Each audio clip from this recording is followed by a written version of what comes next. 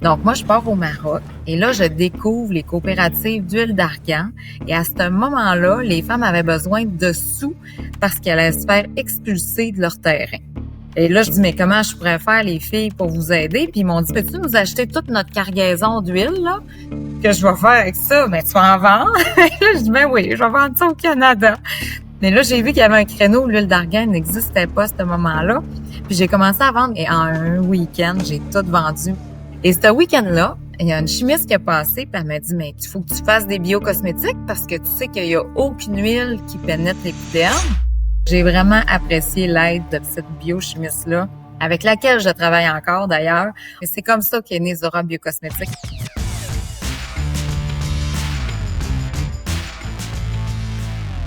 Donc, bienvenue à tous au 344e épisode du podcast Hypercroissance. Mon nom est Antoine Gagné. Je suis très heureux aujourd'hui de vous présenter mon entretien avec Mélissa Harvey, présidente et fondatrice de l'entreprise Zora Cosmétiques. Zora Cosmétiques, c'est pas compliqué. Ils sont en affaires depuis bientôt 20 ans et même après autant d'années en affaires, ils continuent de croître de 40% année après année. C'est pour dire. Et l'entretien qu'on a avec Mélissa aujourd'hui est intéressant car comparativement à beaucoup d'entreprises qu'on a pu voir dans les dernières années qui ont grandi grâce aux médias sociaux, grâce à l'avènement du web, eh bien, elle le fait de manière différente. Elle le fait grâce au porte-à-porte. Un point de vente à la fois, elle a été capable de trouver des distributeurs pour ses produits. Et à travers les années, avec l'effort qu'elle a été capable de mettre à travers différents points de vente, différents pays, différentes provinces, son entreprise a été capable de prendre énormément de parts de marché. On parle de cette belle histoire de croissance et on parle également de la genèse de l'organisation qui est partie d'un voyage que Mélissa a fait au Maroc au début des années 2000, mais je vous en dis pas plus, je vous laisse à l'épisode. Et également, je vous invite à vous abonner sur Spotify, Apple Podcasts ou encore sur YouTube pour être notifié de tous les épisodes qui sortent le lundi et le jeudi. Sur ce, je vous souhaite un excellent épisode du podcast Hypercroissance. Mélissa Harvey, vous êtes la présidente et fondatrice de l'entreprise Zora Biocosmétiques, un leader canadien dans les produits bioéquitables haut de gamme. L'entreprise que vous avez lancée en 2005 continue d'évoluer de manière très rapide en accusant un taux de croissance de plus de 40% année après année, et ça encore en 2024. En plus d'avoir une organisation pérenne, vous aidez 5 000 à 7 000 femmes berbères chaque année en leur offrant un salaire équitable et en les aidant dans leur propre développement. Mélissa Harvey, merci beaucoup d'être sur le podcast Hypercroissance aujourd'hui. Merci Antoine, c'est gentil de nous avoir invités. Et peut-être, Mélissa, avant qu'on discute de la belle histoire de Zora, ça va bientôt faire 20 ans que vous êtes en affaires exceptionnelles, tout ça. Est-ce que tu pourrais peut-être bien expliquer à notre audience ce que vous faites au quotidien, ce qui vous distingue un petit peu dans votre catégorie? Ben en fait, il y a 20 ans, on a ouvert un créneau qui n'existait pas, le créneau des biocosmétiques haut de gamme. Puis en plus de ça, moi, je voulais que ça soit bio, écolo, équitable, environnemental, protéger notre planète. Et il y en avait pas. Puis tellement que quand on a lancé Zora, les pharmacies savaient pas où nous positionner. Et là, maintenant, je te dirais qu'on a comme ouvert le marché, puis on a semé depuis ce temps des petits champignons un peu partout sur notre passage, puis on en est très content. Mais c'était vraiment une belle histoire de Zora à ce moment-là. Une catégorie qui n'existait pas et c'est vous qui l'avez créée un peu, là. Oui, ben on est fiers de l'avoir créé. Puis je te dirais que maintenant, après 20 ans, on a quand même une longueur d'avance sur le marché, étant donné que l'expertise de créer des bio-cosmétiques haut de gamme qui vont aller se comparer au marché des grandes marques de ce monde, ça n'existe pas. Donc, c'est pour ça qu'on a une belle popularité actuellement sur le marché international. Mais bon, si on regarde un peu en arrière, tu parlais 20 ans, ça fait un bon bout de temps maintenant que vous êtes en affaires, donc vous en avez vu, vous avez été capable d'avoir une belle évolution à travers les années, et je pense que tout ça a commencé, corrige-moi si je me trompe, Mélissa, avec un voyage au Maroc au début des années 2000. Je pense que tu es tombé en amour avec le pays, tu as fait beaucoup de découvertes là-bas qui t'a amené à vouloir lancer tout ça par la suite. Peut-être tu peux nous ramener à cette genèse et expliquer un petit peu à l'audience comment tout ça s'est lancé. Mais en fait, j'étudiais au HEC et puis je voulais aller faire ma maîtrise en commerce équitable parce qu'à cette époque-là, j'avais un café bio-écolo sur la rue Beaubien à Montréal. Puis j'ai toujours su que le commerce équitable, c'était ma passion depuis que je suis toute petite. Donc, ma grand-mère, ma mère, c'est nos valeurs profondes. Puis au HEC, ben veut pas, le commerce équitable, là, 23 ans maintenant. C'était un petit peu des coopératives, des OSBL, donc c'était pas vraiment quelque chose qui était lucratif pour eux autres. Puis ils croyaient pas vraiment à ça, donc je leur ai dit, ben écoutez, je vais aller faire ma thèse. Puis à ce moment-là, Oxfam Québec a ouvert des postes à l'international, donc j'ai postulé. Et comme j'avais déjà un café bio écolo équitable, ils m'ont dit, bon ben on t'a sélectionné puis tu vas aller au Maroc. Là, l'histoire a commencé là. Donc, moi, je pars au Maroc et là, je découvre les coopératives d'huile d'argan. Et à ce moment-là, les femmes avaient besoin de sous parce qu'elles allaient se faire expulser de leur terrain. Donc, ça, c'est vraiment... et là, je me suis dit, mais comment je pourrais faire, les filles, pour vous aider? Puis, ils m'ont dit, ben Mélissa, peux-tu nous acheter toute notre cargaison d'huile, là? Ben, j'ai dit, que je vais faire avec ça? Ben, tu vas en vendre? Là, je dis, ben oui, je vais vendre ça au Canada. Mais là, j'ai vu qu'il y avait un créneau où l'huile d'argan n'existait pas à ce moment-là.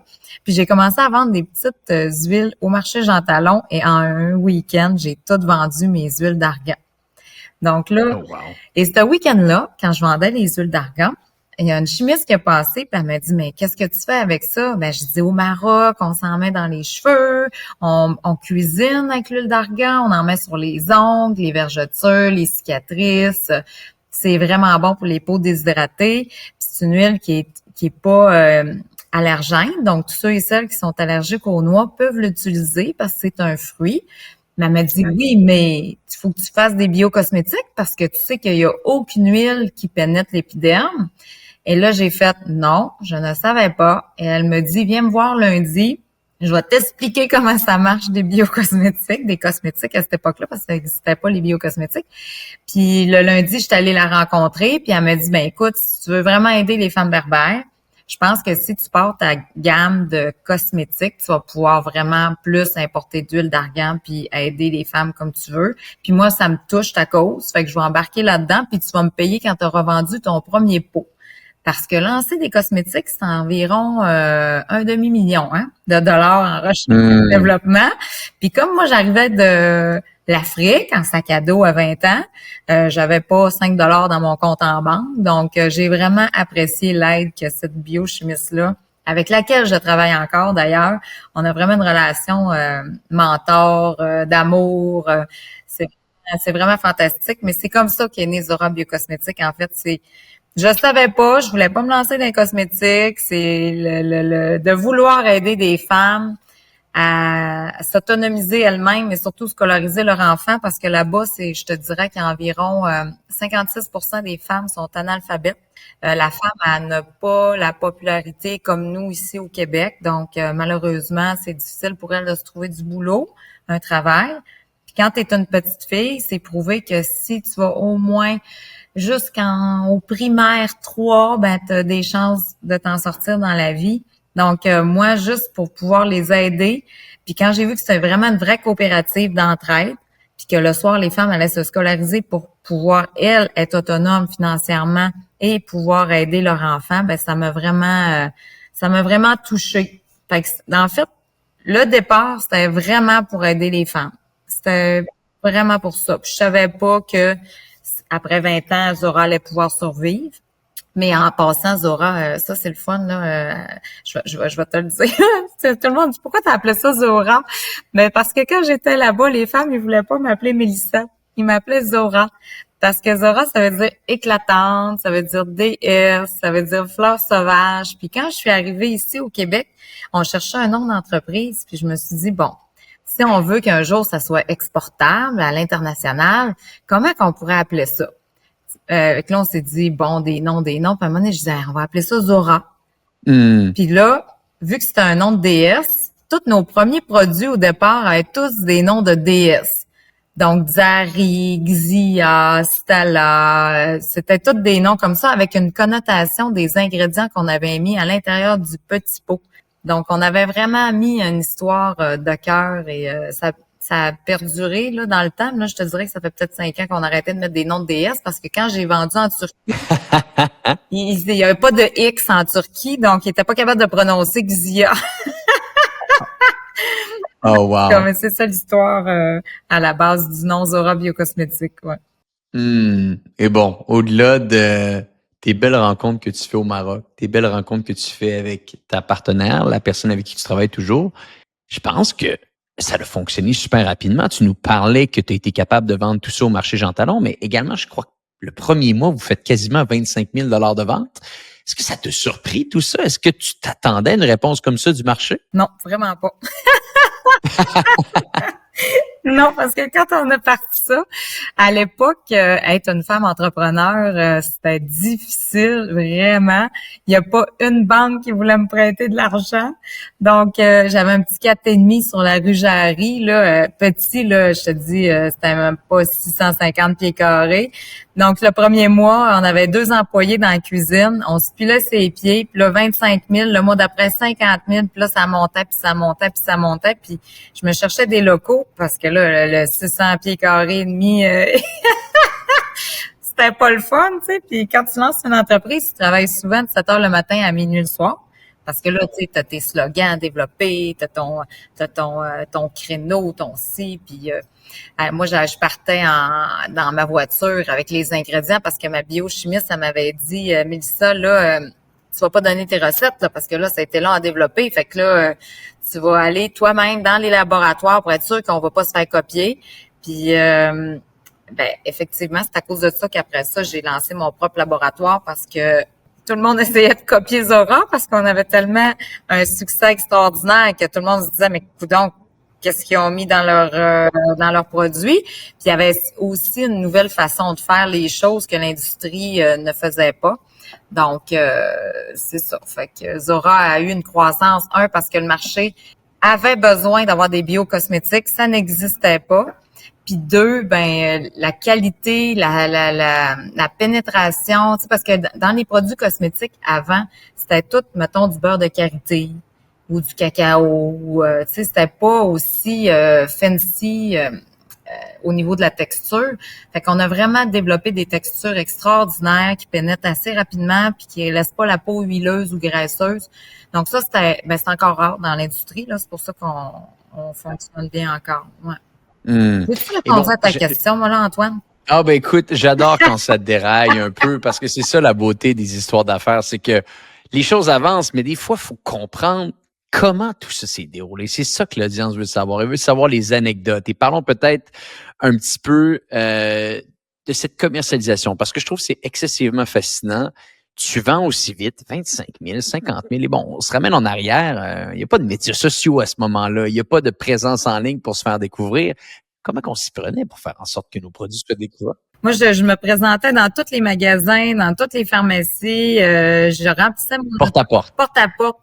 Puis je remplissais ma voiture de présentoirs, puis de produits cosmétiques, puis je livrais la journée même. Fait que si la chef cosméticienne, elle me disait « Ah oui, mais je suis intéressée. » Bon, ce sera pas bien long. J'arrive dans ma voiture, puis je t'amène ta boîte. Fait que je remplissais j'ai ouvert le commerce du Québec comme ça. Fait qu'aussitôt que j'avais 45 nouveaux magasins, j'embauchais une représentante. Fait que là, je partais sur la route, j'ouvrais encore 45 nouveaux magasins, j'embauchais ma deuxième représentante. C'est comme ça qu'on a construit Zora, mais j'allais dans les laboratoires, je livrais moi-même les produits, je formais moi-même les magasins. Donc, je te dirais que ça m'a pris 5 ans avant d'avoir un premier salaire. Donc, j'investissais tout le temps dans la compagnie, tout le temps. Puis quand tu regardes ça avec le recul, tu te dis, je peux pas croire que j'ai fait ça. Mais bon, je voulais vraiment aider les femmes berbères. Ah, écoute, je pense que tu as réussi plus que peut-être même tu l'avais imaginé, on pourrait dire ça comme ça. Ton histoire me fait beaucoup penser à celle de Daniel Henkel, porte à porte, un client à la fois qu'on s'en va chercher, puis on retourne pas chez nous le soir tant aussi longtemps qu'on n'a pas au moins 5 ou 6 oui, puis on recommence. Exact. Une journée après l'autre, une semaine après l'autre, puis tranquillement, c'est comme ça qu'une entreprise grandit. Exactement. La même passion que Madame Henkel. On fait une petite pause sur le podcast en cours pour vous parler d'un présentateur du podcast qui se nomme La J7 Academy. Donc, qu'est-ce que la J7 Academy? C'est un écosystème qui a été bâti pour former la prochaine génération de direct response marketer. Si vous avez besoin d'un acheteur média dans votre organisation, si vous avez besoin de quelqu'un qui va s'occuper du marketing numérique, mais vous ne savez pas où le former, je vous invite à considérer la J7 Academy. La J7 Academy comporte tous les éléments, toutes les campagnes, toute la documentation que l'entreprise J7 Media a été capable de mettre en place au cours des 12 dernières années. Tout leur savoir-faire, toute leur intelligence collective a été mise à l'intérieur d'une plateforme de formation avec énormément de cours qui forment quotidiennement ses propres acheteurs médias. Et depuis 2021 maintenant, la J7 Academy est ouverte à l'entièreté de la population, l'entièreté des acheteurs médias qui désirent se former. Donc, si vous aimeriez former votre équipe en marketing numérique, former votre équipe en publicité Facebook, former votre équipe en publicité Google, je vous invite à aller à la j7academy.com, donc j7academie.com pour en savoir un petit peu plus. Les forfaits commencent à 400 $ par mois. Mais si vous dites que vous venez du podcast Hypercroissance, vous obtiendrez votre premier mois à 50% de rabais. Donc, je le répète, j7academy.com pour former votre prochaine génération de Direct Response Marketer. De retour à l'épisode en cours. Il y a un autre élément de votre croissance qui est assez intéressant. Tu m'en parlais dans une discussion qu'on a eue ensemble, Mélissa. C'est, je pense que tu as participé à un programme qui était mis de l'avant par certaines instances canadiennes. On était capable de présenter notre projet. Ultimement, on était capable d'avoir des levées de fonds. Mais je pense que ça s'est fait de manière un petit peu différente que c'était supposé être mis en place. Mais tout de même, tu es ressorti de là avec un bon montant d'argent. J'imagine que ça t'a aidé par la suite à bâtir davantage Zora. Peut-être tu peux nous expliquer ce moment-là, parce que je pense que ça a été assez charnière dans l'histoire de ton entreprise. Bien sûr, parce que ça fait déjà 2 ans. Donc, j'avais une idée dans ma tête. Là, je voulais un produit X. Donc là, c'est comme ça que ça a fonctionné. Donc, j'ai appelé un palier Investissement Québec. Donc là, Investissement Québec, elle me dit « Oui, mais tu peux appeler un tel. » Fait que là, j'ai appelé le Paris. Fait que là, le Paris me dit « Oui, mais tu pourrais appeler lequel autre? Le DEC. » Donc là, finalement, Investissement Québec m'ont dit « Ben écoute, Mélissa, je pense qu'on va te rentrer dans un programme où on va te donner 3 heures, puis tu vas pouvoir nous parler de tes beaux projets nombreux. » Donc là, il y a eu PME Montréal, Investissement Québec, ma banque, BDC, Paris, le DEC, quel autre? En tout cas, il y était 13 personnes de différents paliers gouvernementaux, fédéral et provincial. Et puis, je leur ai proposé mon projet. En tout cas, moi, ça fait longtemps que j'avais une grande vision. C'était je veux conquérir le monde puis sortir du Canada. C'était vraiment ma passion. Puis, je voulais encore investir en recherche et développement parce que je pense qu'il y a des produits qui n'existent pas encore sur le marché, mais que je crois qu'ils seraient très populaires.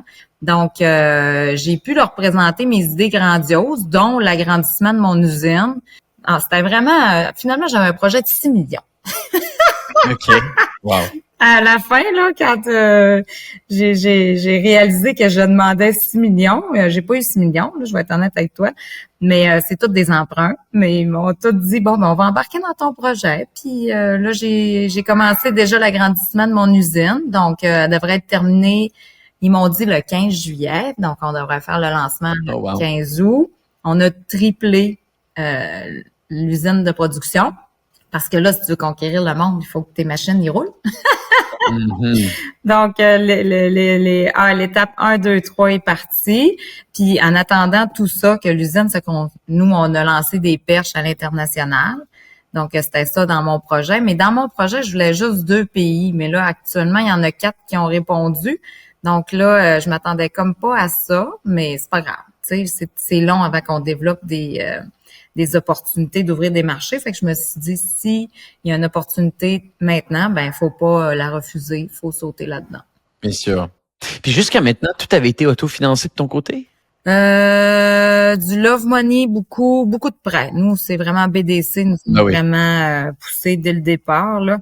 Puis le premier qui nous a aidés, c'était mon ancien propriétaire qui nous avait donné 6 mois de bail gratuitement. C'est financé. Les premiers employés, c'était Emploi Québec avec le programme Prime. Je ne sais pas si tu connais ça, Antoine. Bien sûr. Donc, bien sûr. Ils sont encore avec nous. Donc, tu sais, c'est comme ça. Je pense que je suis rendue une professionnelle de toutes les aides gouvernementaux qui existent parce que moi, ça m'aide beaucoup. Ben oui. Ben oui, il faut l'utiliser. Il faut utiliser tout ce qui est à notre disposition parce que c'est fait pour que l'économie québécoise, canadienne puisse grandir. Et l'économie grandit grâce aux entrepreneurs qui créent de l'emploi, qui créent de la richesse, puis que par la suite, ils peuvent, bien entendu, réinvestir et redonner. Donc, c'est fait pour ça, il faut en profiter. J'aimerais parler d'un sujet avec toi que je trouve assez intéressant également. Tu nous as parlé du fameux porte-à-porte. Mais là, maintenant, on s'entend un brand comme le tien en 2024, sa stratégie de commercialisation numéro 1 serait totalement différente. On commencerait avec une présence en ligne, les médias sociaux, on voudrait se faire connaître par la communauté. Tranquillement, peut-être qu'on irait intégrer certains points de vente. Bref, il y aurait plusieurs options qui se présenteraient à nous pour se lancer. Mais bien entendu, la présence en ligne se mettrait en place assez rapidement. Vous, de votre côté, comment vous l'avez embrassé tout ça? Parce que j'ai l'impression que vous aviez une bonne compréhension et vous avez toujours une très bonne compréhension de vos points de vente physiques. Ça se déroule bien.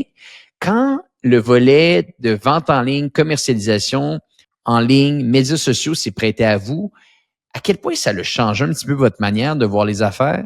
C'est une très bonne question, en fait. T'as raison, on est tellement terrain que on s'est fait un peu dépasser par les réseaux sociaux. Puis là, cette année, on est en train d'investir dans une équipe interne pour se reprendre, tu vois, parce que ça m'a fermé une porte aux États-Unis, ça, puis j'étais pas contente.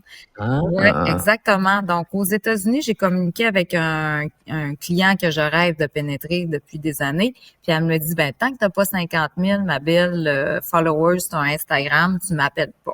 Oh ouais. Donc là, j'ai fait, boy. On a une belle mission. Et c'est ça. Mais parce que c'est ça, Instagram, TikTok, Facebook, quand tu fais de l'international, c'est la première étape qu'ils regardent. Donc, ça, c'est ta raison. Puis l'autre affaire, c'est qu'on est tellement terrain que à un moment donné, tu oublies que les jeunes sont là aussi. Ils utilisent les crèmes. Eux autres aussi, ils veulent voir tout, qu'est-ce que tu fais d'extraordinaire derrière ta marque. Puis là, on a commencé, je te dirais, plus à faire ça intensif depuis les 8 derniers mois. Donc, en gros, peut-être que le terme n'est pas le bon ici, mais ça l'aurait peut-être été un peu négligé jusqu'à maintenant. Oui, on va le dire. On le faisait, mais on prenait pas ça trop au sérieux.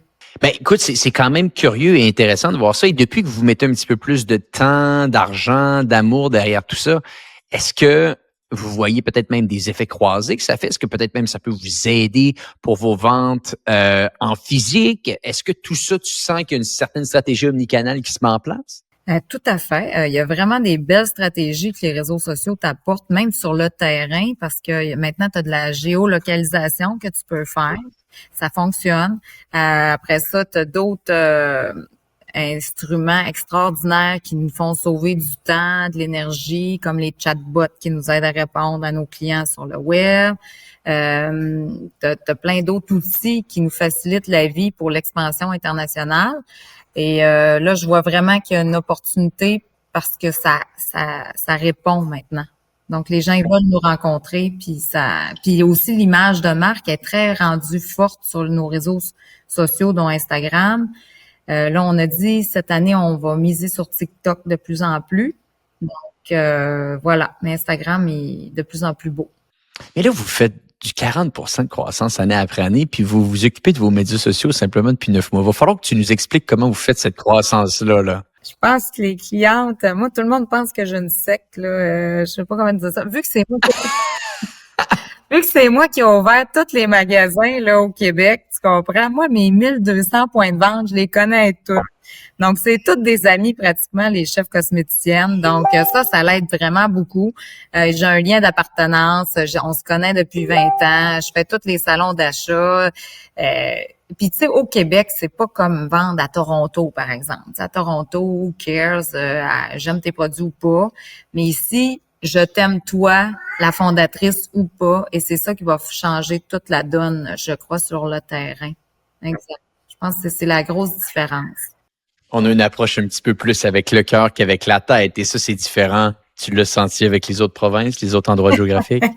Oui, ils sont contents aussi de me rencontrer, là. Mais c'est vraiment la qualité des produits qui se démarque.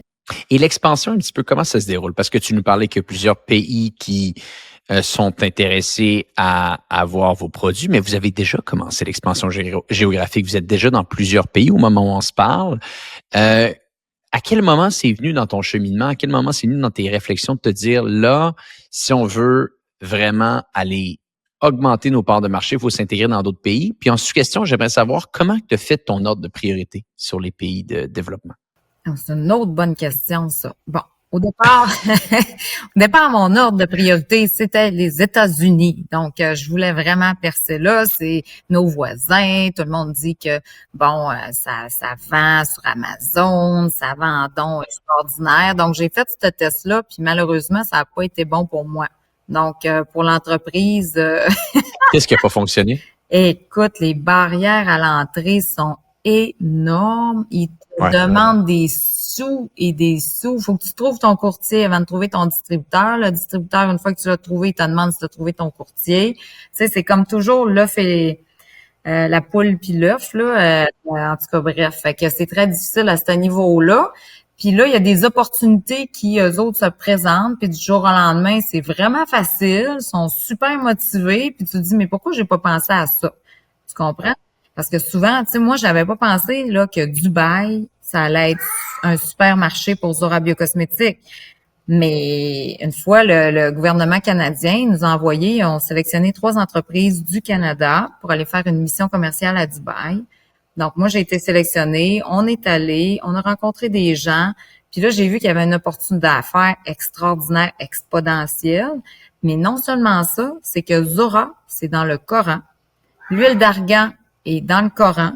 Puis pour eux, tous les produits à base d'huile d'argan, c'est inimaginable, c'est wow. Donc, tu sais, à l'époque de v'là 20 ans, je m'aurais jamais imaginé que le nom aurait eu une connotation aussi forte que ça, puis pourrait nous ouvrir plus de marché que ça. Donc, c'est vraiment... tu sais, il y en a pas... En fait, ceux et celles qui se font des plans d'affaires puis se disent, bon, moi, cette année, je fonce aux États-Unis, je m'en vais au Mexique, je vais au Japon. Ben bravo, chapeau. Moi, ça marche jamais comme ça. Donc, je peux bien me faire des plans, mais il arrive tout le temps des opportunités qui me font déraper puis qui me disent, ben là, ma belle, c'est pas là que tu t'en vas par là. Ouais. Mais parle-nous des anecdotes un petit peu de l'expansion internationale. Tu nous parles de Dubaï. Comment ça se déroule dans les différents pays? À quel point tu as senti que réussir dans un pays allait être différent que réussir au Canada et le chemin à prendre allait être différent? Tu nous parles des États-Unis qui a été complexe, certes, mais j'imagine que d'autres endroits également que ça doit être différent qu'un chemin à prendre qui n'est pas nécessairement celui que tu avais en tête. Peut-être tu as des anecdotes pour nous? Ben, j'ai plein d'anecdotes, là, parce qu'en 20 ans, on a vendu au Liban, en Turquie, en Algérie. Donc, c'est vraiment, j'ai appris parce que, tu sais, j'ai pas d'amis, moi, dans l'industrie. Donc, j'ai toujours appris de mes erreurs. Donc, plus que je fais d'erreurs, plus que j'apprends. Donc, je les ai pratiquement toutes faites. Un jour, je vais sûrement sortir mon livre, Les erreurs à ne pas faire. Mais c'est comme ça hein, qu'on grandit puis qu'on comprend des affaires. Mais pour des anecdotes, j'en ai une bonne. Donc, on a vendu en Algérie à un distributeur. Donc, le distributeur, il était super intéressé. Il nous vend pendant 6 mois. Après 6 mois, plus de nouvelles du distributeur. Il a lancé son graphiste me contacte pour disant, Madame, je suis vraiment désolée, mais mon patron m'a demandé de copier votre ligne, votre logo, votre slogan, votre marque. Là, j'ai fait quoi? Là, j'appelle mon avocate. L'avocate a dit, bon, Mélissa, ça va te coûter des milliers de dollars. Est-ce que c'est vraiment un pays où tu as l'intention de continuer de faire affaire? J'ai fait, oh, boy, OK. Donc, on a arrêté de faire affaire avec l'Algérie, mais à ce jour, la marque continue encore. Donc, on a changé un peu notre packaging après. Pardon, j'ai un sphinx. On est à la maison pour faire le podcast. Donc, on continue encore de les suivre sur les réseaux sociaux, mais on a tout changé notre packaging, puis on a tout restimulé notre logo, si tu veux, pour être sûr et certain qu'on se fasse plus confondre avec cette marque-là. On a vendu aussi en Turquie. Donc, en Turquie, ça a vraiment bien cartonné, je vous dirais, pendant 5 ans. On faisait des ventes... quand je faisais une tournée là-bas, je vendais environ 1/2 million en une semaine, à moi toute seule, en parlant pas turc, parce que là-bas, ça parle pas français ni anglais, ça parle que turc. Et puis, juste human to human, l'humain à l'humain, avec les yeux, puis en visitant des docteurs et tout ça. Puis j'ai vraiment adoré ça. Mais là, le premier ministre Erdogan est a pris possession du pays, donc il a augmenté les taux d'importation à 78%. Donc, on a dû arrêter de distribuer en Turquie. Une autre histoire, le Liban, la guerre a débuté. Donc, on apprend. Quand tu fais de l'exportation, tu te dis toujours, ça va être facile, mais tu sais jamais qu'est-ce qui peut arriver. C'est toujours incertain. Il faut que tu prennes tes précautions parce qu'on ne sait pas qu'est-ce qui peut arriver dans le futur. Mais en même temps, bon, c'est le fun parce que tu rencontres des gens extraordinaires, t'apprends. Puis un jour, je veux retourner en Turquie, c'est sûr, parce que moi, les Turcs, je les aime d'amour. Puis c'est tellement un beau pays chaleureux, puis c'est quelque chose. C'est vraiment spécial. J'imagine. Et bon, peut-être un autre point intéressant qui vaudrait la peine d'être discuté, c'est tout l'engagement un peu que tu as fait avec les femmes berbères. Je le disais en introduction, tu donnes de l'emploi directement, littéralement, à plusieurs milliers de femmes berbères au Maroc. C'est un impact fondamental pour la région, c'est quelque chose qui te tient à cœur et ça a grandement évolué à travers les années. Comment tout ça se met en place au quotidien et pour quelles raisons c'est autant important de continuer à faire cette approche-là pour toi aujourd'hui? Parce que, soyons clairs pour notre audience aujourd'hui, c'est pas la meilleure décision économique pour toi de faire ça. Il y aurait d'autres approches beaucoup plus simples que tu pourrais faire beaucoup plus d'argent, mais ça fait 20 ans que tu dis non. Ben oui, ça fait 20 ans que je dis non. Pas encore, c'est sûr que c'est très dispendieux de faire affaire directement avec des coopératives. Mais en même temps, je me dis, bon, demain matin, là, que je sauve, je te dis n'importe quoi, là, 50 $ par kilo, ça va-tu changer quelque chose dans ma vie? Je pense pas, mais ça va-tu changer quelque chose dans leur vie à elles? Oui. Donc, on continue de faire ça. C'est sûr qu'on pourrait aller avec des distributeurs qui te vendent de l'huile d'argan et qui vont pas de commerce équitable puis que le coût de bénéfices serait moins là. Mais tu sais, Zora est née dans l'espoir d'aider des femmes puis dans l'espoir que les femmes puissent se scolariser puis avoir une vie puis être autonomes. Ben c'est vraiment ça notre mission en arrière. Puis là, on a même parti une fondation. Tu sais, quand je te dis que c'est pas le but de faire de l'argent, c'était vraiment d'aider les femmes à s'autonomiser. Ben, la fondation, on a dit 1%, mais je te dirais que ma comptable, elle m'a dit, mais ça, c'est plus 25% que vous donnez par année. Mais j'ai dit, garde, on donne ce qu'on donne, là, puis voilà. On est quand même profitable. Donc ça, c'est des choses à noter. Puis on continue d'aider directement d'autres coopératives à travers le monde parce que moi, je pense que si on leur donne accès à avoir plus de sous pour que eux puissent changer leur mode de vie ou réaliser leurs propres rêves, ben tant mieux, parce que moi, ils m'ont fait réaliser une belle entreprise. J'aide des personnes qui travaillent chez moi depuis 15 ans, qui ont envoyé tous leurs enfants à l'université. Fait que c'est ma façon à moi de redonner à la communauté, mais c'est sûr que c'est derrière la mission de Zora Biocosmétique, là, quand les gens achètent les produits, ils savent pas tout ça.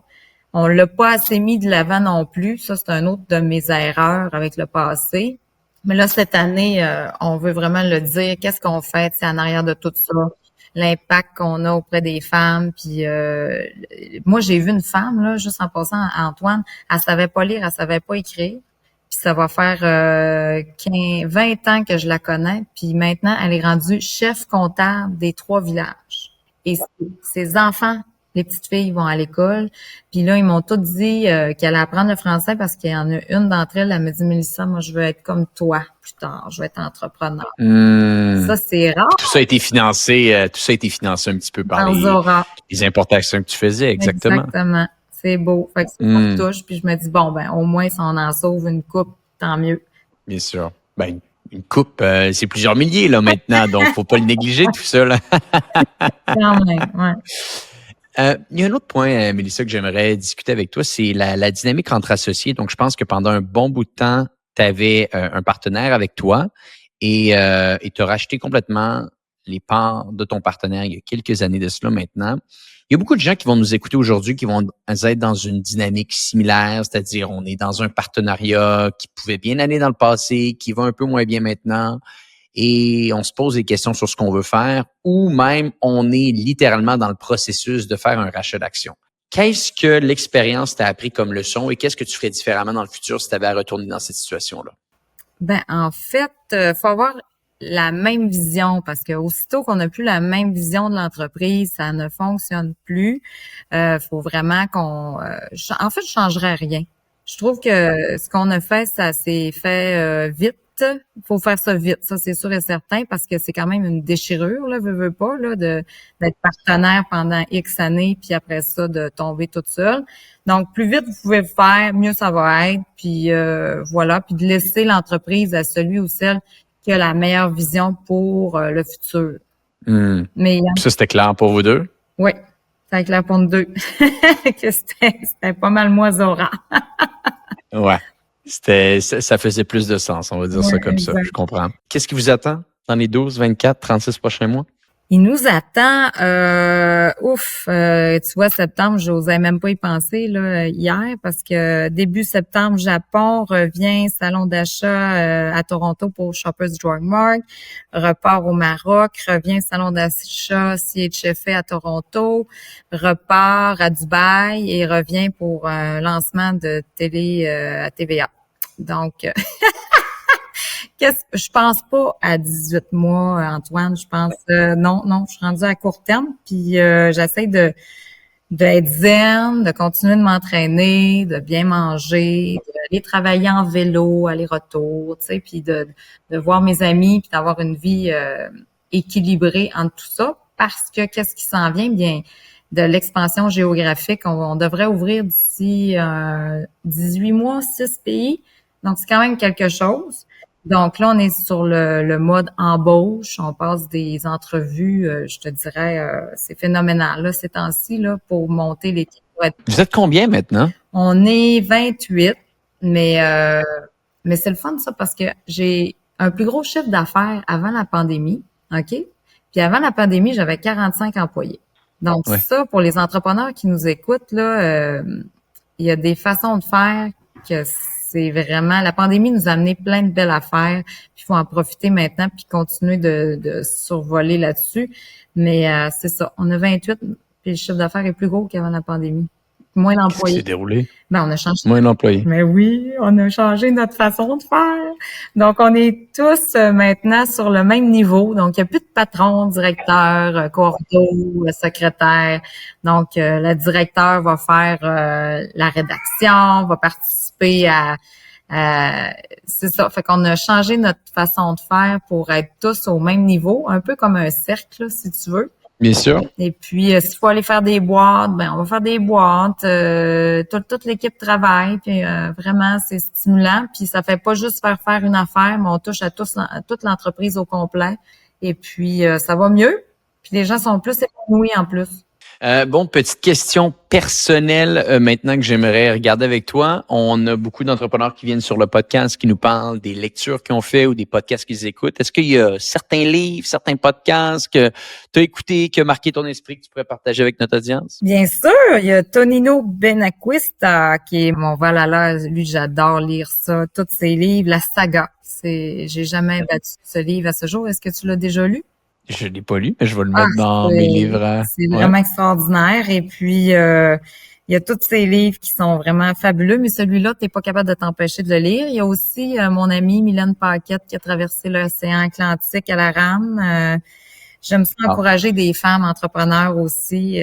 Quand ils sortent des livres, je lis. J'aime ça lire les histoires vraies des gens, d'affaires. Parce que des fois, on a besoin de modèles pour se comparer, pour se consoler, puis voilà. Bien sûr. Podcast, est-ce qu'il y en a quelques-uns? Non, pas encore. Il faudrait que je me force à pas encore, plus. Je vais le prendre. Ouais, bon, parfait. Puis tu nous dis que tu t'entraînes un peu. À quoi ressemble ta routine avant, pendant et après le travail? Vélo le matin pour aller travailler, travail, retourne en vélo, va m'entraîner. Après ça, j'essaie de voir des amis. Voilà. Pour avoir une vie assez équilibrée. Chose que je ne faisais pas avant, mais que depuis 3 ans, je fais. Puis ça aide un peu. Fantastique. Ça aide beaucoup, beaucoup. Mélissa, écoute, félicitations pour cette belle organisation. Félicitations pour votre croissance. On va suivre ça de près. Une belle entreprise québécoise qui s'installe dans un paquet de pays. C'est toujours excitant. Si on veut en savoir plus sur ce que vous faites, meilleur endroit pour vous rejoindre. Sur les réseaux sociaux maintenant. Oui, exactement. Sur zora.ca, puis nos sites Instagram, Facebook. Fantastique. On mettra des liens dans les notes de l'épisode. Mélissa Harvey, merci beaucoup d'avoir pris du temps avec nous aujourd'hui. Bien heureux d'avoir pu en savoir un petit peu plus sur ta belle entreprise. Et pour les gens qui nous écoutent, eh bien, on se dit à bientôt pour un prochain épisode du podcast Hypercroissance.